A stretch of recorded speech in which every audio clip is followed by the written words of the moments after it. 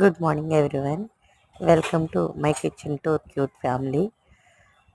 Today ఈరోజు school ఉందండి, అందుకే మార్నింగే లేచేసాను. మార్నింగే మనకి క్లీనింగ్ అన్నీ అయిపోయిన తర్వాత స్టవ్ వెలిగించాను. వచ్చి నాకు మా హస్బెండ్కి కాఫీ అయితే కలపాలి కదా. అలాగే నేను స్కూల్కి వెళ్ళిపోయినా సరే ఇంట్లో అయితే కుకింగ్ చేయాలి కాబట్టి పొద్దున్నే రైస్ కూడా కడిగి పెట్టేశానండి. కర్రీ ఏం చేయాలా అని ఆలోచిస్తూ ఉన్నాను. ఇంకా నాకు ములక్కాడలు ఉన్నాయి, మామిడికాయ ఉంది. అవి రెండు కలిపి కర్రీ చేసేద్దాం అనుకుంటున్నాను. చూడాలి. నెక్స్ట్ నేనైతే ఇంకా పొద్దున్న తోముకున్న గిన్నెలు అవన్నీ కూడా సర్దిరేసుకున్నాను. పిల్లలైతే ఇంకా లేవలేదండి. పిల్లలు లేచిన తర్వాత వాళ్ళకు కూడా పాలు ఇవ్వాలి. ఫస్ట్ అయితే మా హస్బెండ్కి నాకు అయితే కాఫీ కలిపేస్తూ ఉన్నాను. ఇంకా కాఫీ తాగిన తర్వాత కర్రీ కోసం అన్నీ కట్ చేసి పెట్టుకోవాలి.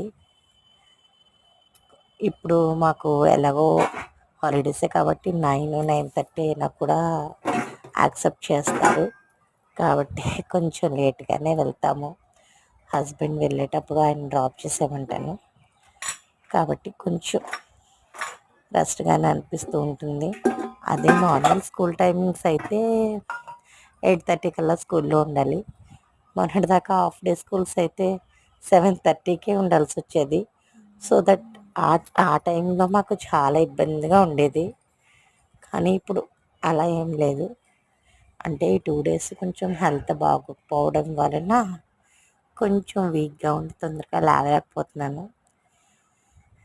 లేచిన తర్వాత మార్నింగ్ ఈ రొటీన్స్ ఉంటాయి కదా, క్లీనింగ్స్ అని, వాకిలి కడుక్కోవడము, తుడుచుకోవడం, వాషింగ్ మిషన్ వేయడము, బట్టలు ఆరేయడము.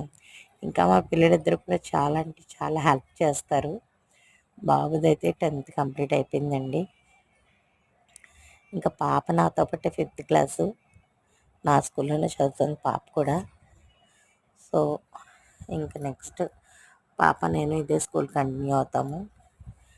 బాబుని నెక్స్ట్ మొన్నే పాలిటెక్నిక్ ఎగ్జాము రాయించాను. ఎంట్రన్స్ ఏమవుతుందో చూడాలి, తనకి సీట్ ఎక్కడ వస్తుందో చూడాలి. ఇంకా చాలా అంటే చాలా మనకి ఉన్నాయండి. కానీ నా రొటీన్ అయితే ఇలా జరుగుతూనే ఉంటుంది. చక్కగా మీతో మాట్లాడుతూ నేను ఒక పక్కన రైస్ పెట్టేశాను, అలాగే పాలు కూడా పెట్టేశాను. ఇంకా కాఫీ తాగేట్టుగానండి. ఓకే అండి, మళ్ళీ మాట్లాడుకుందాం.